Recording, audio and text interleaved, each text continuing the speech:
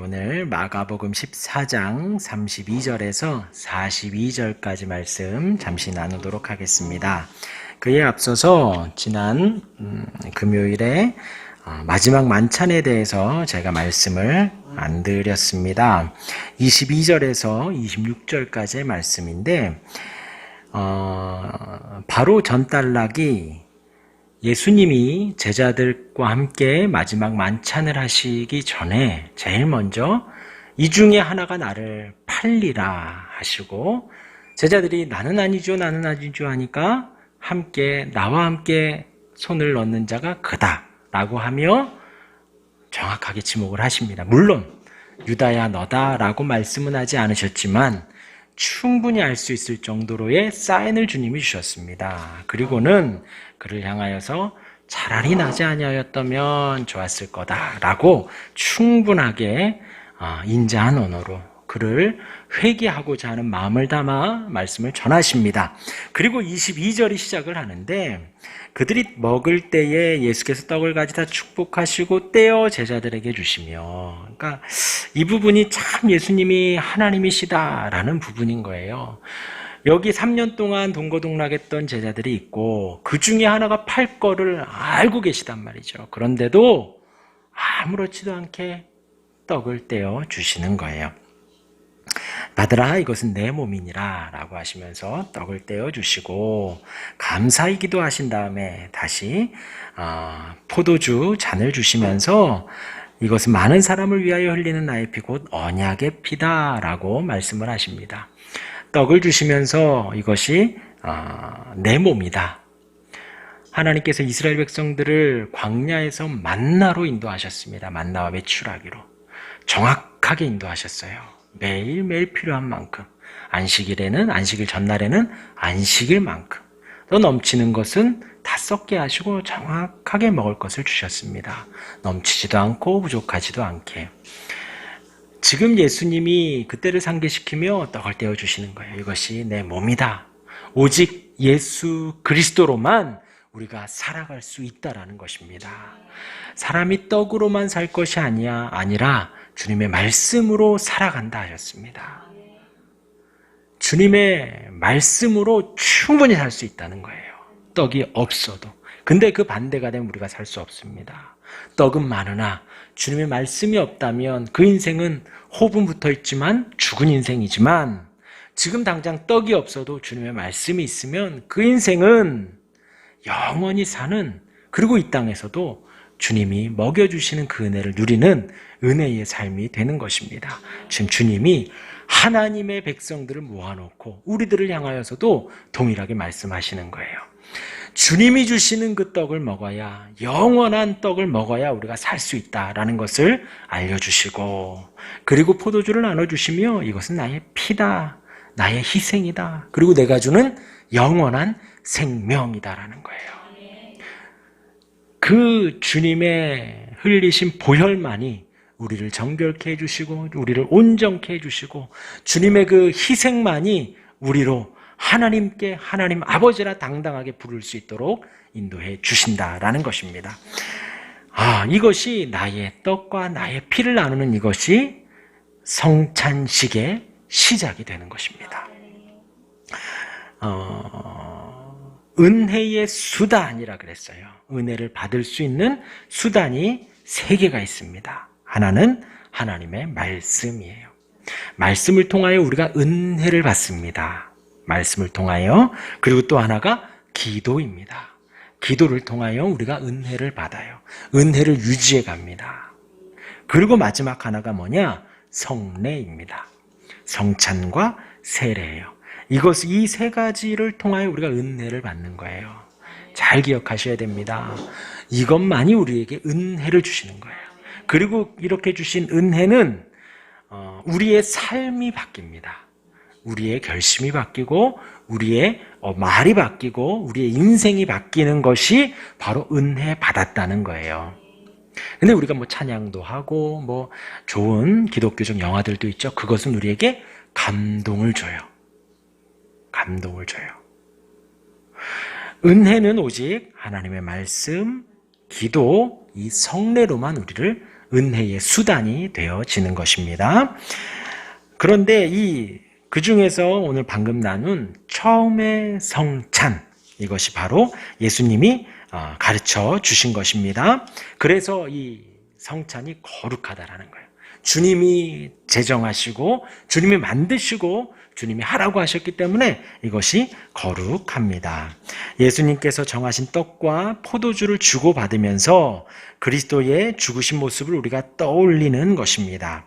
이것에 참여하는 것이 주 안에서 연합하게 하고 서로 교제하는 것을 의미합니다. 그래서 성찬에 참여하는 모든 사람은 그리스도의 은혜 아래서 자라간다고 합니다. 그러니까 은혜 안에서 자라가는 거예요. 성찬은 영적으로 먹고 마시는 거예요. 참되고 믿음에 의해서 우리는 스스로에게 십자가에 죽으신 그리스도와 그 죽으심의 모든 유익을 받고 적용하는 거예요. 성찬의 떡을 나누고 포도주를 나누면서 우리는 그 주님의 죽으심과 영원한 생명을 묵상을 하는 것입니다. 그런데 이것을 갖다가 이제 세 가지 설이 있어요. 하나는 화채설인데 빵과 포도주가 실제로 그리스도의 육체가 된다라고 믿는 사람들이 있습니다. 저쪽에 있는 사람들이에요. 그 사람들은 화채설입니다. 이것이 정말 주님의 몸과 피라는 거예요. 그래서 이게 땅에 떨어져도 안 돼요. 그래가지고 앞에서 나누는 사람만 이렇게 잡고 합니다. 그리고 남으면 어떻게 해요? 음식물 쓰레기로 버릴 수가 없어요. 왜요? 이것은 그리스도의 몸과 피이기 때문에. 그래서 그 집도한 사람이 다 먹습니다. 예, 다 마셔요.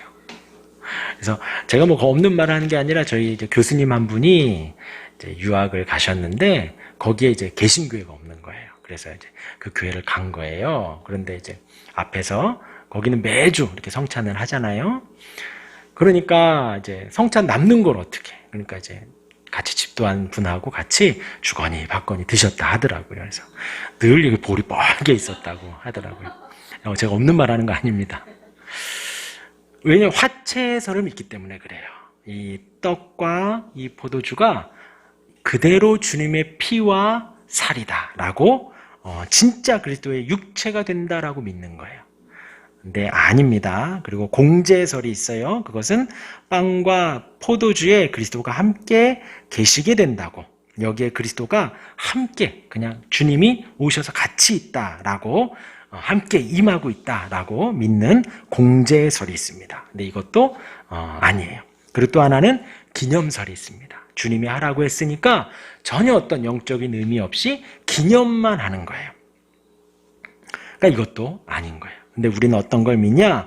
성찬을 시행할 때 그리스도께서 영적으로 임재한다고. 성령께서 함께 하셔서 그 가운데 은혜의 수단으로 성찬을 사용한다고 우리가 믿는 거예요. 그래서 성찬은 우리에게 실제로 그리스도의 유익을 주는 은혜의 수단이자 그리스도께서 정하신 거룩한 규례가 되어집니다. 그래서 성찬식은 많이 하면 할수록 좋아요. 은혜의 수단이기 때문에. 우리가 말씀을 듣잖아요. 말씀을 듣는 것은 은혜의 수단이기 때문에 말씀을 보고 듣는 것입니다. 이것을 통하여 하나님의 말씀을 통해서 우리가 부족함을 깨닫고 연약함을 깨닫고 또한 다짐도 하고 또 하나님이 주시는 은혜를 누리며 살아가는 거예요. 마찬가지로 성찬식을 통하여서 주님이 나를 위해서 물과 피를 흘리셨구나. 나를 위해서 희생하셨구나. 라는 것을 우리가 먹으며 깨닫는 거예요. 그러니까 우리의 보는 눈으로도 깨닫고 우리가 그 떡을 만지면서도 깨닫고 먹으면서 그것을 깨닫는 거예요. 그러니까 시청각 교육 그런 거예요. 주님이 직접 체험할 수 있도록 제정하여 주신 거예요. 그래서 어떤 책에 보니까 굳이 눈을 안 감아도 된다고. 함께 그 떡이 떼어지고 피가 나누어지는 것을 함께 보며 그 은혜를 되새기며 임재하시는 성령의 은혜 속에 은혜를 받으시면 되는 것입니다. 그래서 성령은 효과적 원인으로 믿음을 일으키고 확증하시는 분이 성령님이시고 말씀과 성례는 수단적인 원인으로 믿음을 일으키고 확증케 하신다는 거예요. 성령께서는 말씀과 성례와는 관계없이 우리 속에 믿음을 일으키실 수 있어요. 그러나 말씀과 성례는 성령을 떠나서는 아무 일도 행할 수 없다. 그러니까 그 자체가, 그 떡이, 포도주가 뭐가 은혜를 전해줄 수 있는 것이 아니다는 거죠. 성령께서 그 수단을 사용하여서 우리에게 은혜를 주는 것과 같습니다. 그렇게 성찬식에 대해서 말씀을 드렸습니다. 이제 언제 또 할지 몰라요. 그러니까 취식이 금지되어 있으니까요. 작은 것 하나지만 먹지 말라니까 어떡해요. 그렇죠? 만약에 이제 허용이 되면 바로 뭐 절기와는 상관없이 만약 그게 해제되는 순간 그 주에 성찬식을 한번 해보도록 하겠습니다. 그러니까 성찬식이 정말 은혜로운 거예요. 정말 은혜로운 거예요. 그래서 기억하시기를 바랍니다. 그리고 오늘 본문으로 돌아올게요. 32절에 그러니까 제가 방금 읽어드린 22절부터 26절의 끝 말씀이 찬미하고 감람산으로 가니라는 말씀으로 26절이 마무리가 돼요. 그들이 왜 예수님과 감람산으로 갔느냐? 오늘 32절로 연결이 됩니다. 32절에 그들이 겟세마네라는 곳에 이름에 예수께서 제자들에게 이르시되 내가 기도할 동안에 너희는 여기 앉아 있으라 하시고, 지금 그 성만찬을 마치고 예수님과 제자들이 지금 어디로 갔다고요? 기도하러 간 거예요. 감람산으로 겟세마네로 기도하러 갔습니다. 이제 마지막 기도를 하시는 거예요. 그런데 우리가 방금 본문을 읽었지만 예수님이 이제 당할 일들은 우리 인간적인 육신으로 눈으로만 봐도 어마어마한 일이에요. 죄가 없으심에도 불구하고 잡혀가시고, 없으심에도 불구하고 채찍 맞고 침뱉음을 당하고 가시 면류관을 쓰고 많은 사람들 앞에서 창피를 당하고요, 무거운 십자가를 지고 언덕길을 올라갑니다. 그리고 손과 팔에 대목을 받게 되죠. 그 옆구리에 창을 찔려 모든 물과 피를 다 흘리시는, 그냥 인간적인 눈으로만 봐도 어마어마한 형벌을 받으실 거예요. 그런데 그 사건들이 그냥 한 사람의 어떤 죄를 위해서 그러시는 것이 아니라 예수님은 하나님이 택한 온 인류의 죄악을 담당하시기 위해서 십자가를 지시는 거예요.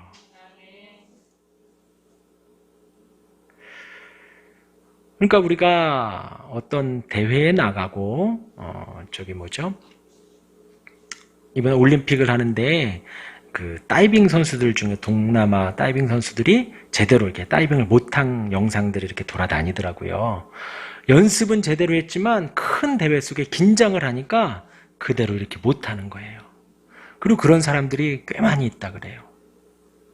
그리고 또 제가 아는 어떤 자제는 고3인데 집에서는 모의고사를 보면 너무나도 잘 보는데 시험장만 가면 또 시험을 그렇게 못 본다는 거예요. 그래서 유학을 간다 그러든가 그래서 수능을 망쳤다 그러더라고요. 긴장을 하면, 그러니까 큰 일 속에서 긴장을 하면 막 어버버하게 되고 갑자기 막 검해지고 막 그런 일들이 있잖아요. 우리 사람도 그런 큰 일들을 앞두고 긴장을 하는데, 이제 사람이신 참 하나님이시면서 참 사람이시란 말이죠. 어떤 고통과 아픔을 떠나서 앞으로 당할 일에 그 중압감을 가지는 가운데 예수님이 기도하러 지금 가신 거예요. 그러니까 이제 사복음서를 보시면 예수님이 중요한 일들 앞속에서 기도하시는 장면들이 등장을 합니다. 이제 마지막으로 이제 십자가를 지시기 전에 기도하시는 장면인데, 이렇게 기도하시고 나서 예수님이 이제 그 고난을 받으러 자발적으로 가시죠. 그러니까 우리가 기도에 대해서 심히 마음에 묵상해야 될 내용들이 여기에 담겨져 있습니다. 예수님이 왜 기도를 하시냐? 예수님은 자신의 뜻을 관철시키려고 기도하신 것이 아니라는 거예요. 하나님 이렇게 해주시고 저렇게 해주십시오 라고 기도하시는 것이 아니라 아버지의 뜻에 복종하기 위해서 기도를 하신다는 거예요. 그러니까 자신의 안락과 자신의 주장을 포기하는 것이 아니라, 물론 하나님, 이 잔을 내게서 옮기시옵소서라는 본인의 소원을 말하기는 하지만, 그 이후에 모든 것이 어떤 형벌이나 모든 것이 하나님 아버지의 뜻이라면 내가 감당하겠습니다 라는 거예요. 그리고 주님이 한 번 그렇게 기도하시고, 두 번 기도하시고, 세 번 기도하시죠. 우리의 기도의 내용이, 우리가 기도를 하려고 마음을 먹는 것이 어찌 해야 되는가, 여기에 지금 다 담겨져 있다라는 것입니다. 주 앞에 앞으로 당할 모든 일들을 내가 감당할 수 있도록 기도하는 거예요. 물론 소원도 아뢰기는 합니다. 주님 이렇게 됐으면 좋겠지만 아버지의 뜻대로 하옵소서 하는, 지금 이 상황이 너무나도 놀랍고 슬프고 그 무게가 심히 누르지만 하나님 앞에 아버지의 뜻대로 하옵소서 하고 기도를 하는 것입니다. 예수님이 지금 기도하는 이 기도 속에서 주님의 위대함이 두 가지가 나오는데, 하나는 뭐냐면 예수님의 죽으심은 단순한 한 인간의 죄값으로 인한 죽음이 아니라 어떤 본인의 죄나 본인의 잘못 혹은 어떤 한 사람에 대한 것이 아니라 인류 모두의, 하나님의 택한 백성들 그 모두의 시간을 넘어 공간을 넘어 그 모든 사람들의 죄악을 대신 지고 대신 용서해 주시려고 하는 죽음이다라는 거죠. 영원히 멸망받을 우리인데 그 주님이 십자가를 지셨기 때문에 우리가 살아갈 수 있는 거예요. 우리가 죽어야 되는데, 내가 그 형벌을 당해야 되는데 주님이 2000년 전에 대신 당하셔서 우리가 살 길이 열렸다라는 것입니다. 우리 주님이 정말 위대하시고 대단하신 거예요. 그 십자가에서 죽으신 그 은혜가 얼마나 놀라운지, 주님의 그 희생이 얼마나 크고 위대한지 우리 마음에 깊이 새겨야 되는 거예요. 주님이 죽지 않으셨다면 우리가 그 자리에 가야 되는 거예요. 우리의 허물로, 우리의 죄로 말미암아 우리가 그 형벌을 당해야 되는데 2000년 전에 주님이 그 고통을 감당하셔서 우리가 주님의 이름을 담대히 부를 수 있게 된 것입니다. 두 번째로 예수님은 제자들을 향하여서 지금 이 장면만 봐도 이게 주님이 어마어마한 일을 당하시는데 제자들은 완악하고 교만해요. 바로 전까지만 해도 주님 영광 중에 서시면 나를 오른쪽에 쟤를 왼쪽에 해주십시오 하고 막 그러잖아요. 교만하고 스승의 죽음을 내다보지 못한 거예요. 그런 어리석은 속에서 오늘 읽은 우리 단락 속에 예수님의 호통이나 예수님이 지적한 것이 하나도 없다는 거예요. 지금 33절에 보면 베드로와 다 같이 데리고 갔다가 베드로와 야고보와 요한을 데리고 가시는데 심히 놀라고 슬퍼하시고, 사람이기 때문에 앞으로의 일이 너무나도 힘든 거예요. 슬픈 거예요. 그러면서 말씀하시기를 내 마음이 심히 고민나여 죽게 되었으니 너희는 여기 머물러 깨어 있으라. 조금 나아가서 땅에 엎드려 될 수 있는 대로 이때가 자기에게서 지나가기를 구하여 기도하시지요. 그런데 37절에 돌아오사 제자들이 자는 것을 보시고 베드로에게 말씀하시되 시몬아 자느냐? 내가 1시간도 깨어 있을 수 없더냐? 주님이 호통치지는 않았을 것 같아요. 1시간만 깨어 있을 수 없겠냐? 좀 같이 내 고통을 나누고 함께 기도해 줄 수 없겠냐? 라고 주님이 말씀하시지요. 그러면서 38절에 시험에 들지 않게 깨어 있어 기도하라.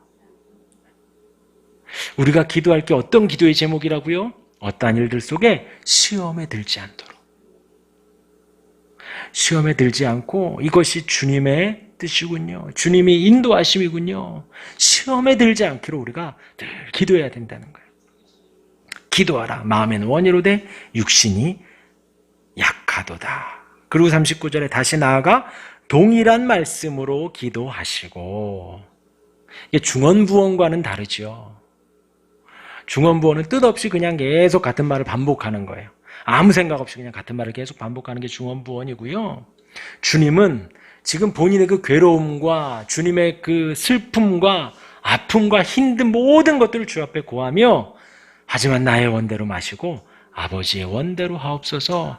정말 참 인간이신 그분이 그 인간적인 모든 것을 내려놓고 하나님 앞에 나아가는 거예요. 다시 오사 보신즉 그들이 자니 이는 그들의 눈이 심히 피곤함이라. 네, 기도만 하려고 그러면 졸리고 말씀만 피면 졸리고 공부하려고 책만 피면 그렇게 목이 마르고 막 그런가 봐요. 막 화장실 가고 싶고 막. 예, 제자들도 사람이니까 그런 거예요 지금. 우리 3년 동안 따라다니는 선생님이 어떤 일을 당할지 관심이 없어요. 그냥 지금 막 피곤한 거예요. 그러니까 그들이 예수께 무엇으로 대답할 줄 알지 못하더라 합니다. 그러니까 주님이 그들을 향하여서 호통을 치거나 화를 내거나 막 역정을 내신 것이 아니라 있는 그대로 받아주고, 다만 지금 이 권면이 주님을 위한 권면이 아니잖아요. 시험에 들지 않게 깨어있어라. 너희들 시험 들까 걱정이다. 주님이 정말 위대하신 거예요. 그렇게 기도하십니다. 우리 주님이 이런 분이신 거예요. 우리가 믿는 주님이 나를 위해서 죽으시고 나를 이렇게 참아주시고, 우리가 제자라면 뭐 이 베드로와 요한과 야고보와 뭐 크게 달랐을까요? 우리는 텐트 가져갔을지도 몰라요. 산에 가십니까? 그리고 침낭 챙기고 따뜻하게 자야 되니까, 뒤에 배기면 안 되니까 소음이만한 거 가지고. 우리 주님이 그러한 제자들을 지금 참아주시고 그러한 저와 여러분들을 참아주시고 인내하고 인자하게 기다려 주시는 거예요. 마지막으로 주님이 지금 요 단락에서 깨어있으라 라고 권면을 하십니다. 제자들에게 자지 말고 깨어서 자신의 고통을 함께 나누며 기도하자는 거예요. 그냥 그 말 그대로 깨어있으라. 자지 말고 같이 좀 기도하자. 깨어있으라. 지금 우리도 마찬가지죠. 깨어있으라는 거예요. 깨서 뭐 핸드폰 보고 게임하고 뭐 다른 거 하라는 게 아니라 깨어서 기도하라는 거예요. 깨어서 말씀 보고 기도하라는 거예요. 두 번째로 깨어있으라. 임박한 주님의 환난과 고통을 제자들에게 똑같이 주님이 이제 환난과 고통을 당하실 거잖아요. 그런데 그것이 예수님으로만 국한되지 않죠. 이제 그 제자들도 똑같이 쫓기게 됩니다. 제자들도 똑같이 환난 속에 가요. 그 상황을 대비하라는 거예요. 그러니까 시험에 들지 않게 기도하라는 거예요. 그렇죠. 우리도 그렇잖아요. 우리도 지혜로운 사람은 그 다음 수를 보잖아요. 당장에 막 이익만 보는 게 아니라 그 다음도 대비해서 이것도 준비해놓고 저것도 준비해놓고 여러 가지 경우의 수를 막 이렇게 준비를 해놓잖아요. 이제 제자들에게 당할 그 일들이 예수님이 고난 받으시면서 제자들도 똑같이 고난을 받게 되는 거예요. 깨어있으라는 겁니다. 그리고 마지막으로 깨어있다라는 것은 경계의 의미가 내포되어져 있습니다. 긴장하라는 거예요. 전쟁에서 경계를 소홀히 하면 그 전쟁에서 지게 되죠. 전쟁에서 지게 됩니다. 경계하라는 거예요. 언제 마귀가, 언제 사탄이, 언제 우리의 육신의 욕심이, 우리의 그런 것들이 치고 올라와 하나님과의 관계를 막을 수 있어요. 늘 긴장하고 경계하라는 것입니다. 그것이 깨어 있으라는 거예요. 하나님 아버지, 우리가 하나님을 부르며 어색하지 않도록, 우리가 하나님께 부르짖고 눈물을 흘려도 미안하지 않도록 우리가 깨어있고 준비하라는 것입니다. 오늘 3가지 말씀드렸습니다. 성찬에 대해서. 이제 앞으로 언제 할지 모르지만 우리가 또다시 성찬을 나눌 때 정말 은혜 가운데 나누기를 원합니다. 기도하라 하셨습니다. 기도는 우리의 뜻을 주 앞에 하염없이 하려는 게 아니라 가만히 서서 주의 음성을 듣고 주님의 인도하심 앞에 우리의 마음을 맞춰가는 거예요. 지금 이 단락이 그래요. 예수님이 그런 거예요. 똑같이 인간적인 마음에 이게 너무 힘든 거예요. 근데 그냥 고통이 힘든 게 아니라 주님이 하나님 앞에 버림받는 게 힘든 거예요. 하나님과의 관계가 단절되는 게 힘든 거예요. 단 3일이지만 평생 단절된 적이 없거든요.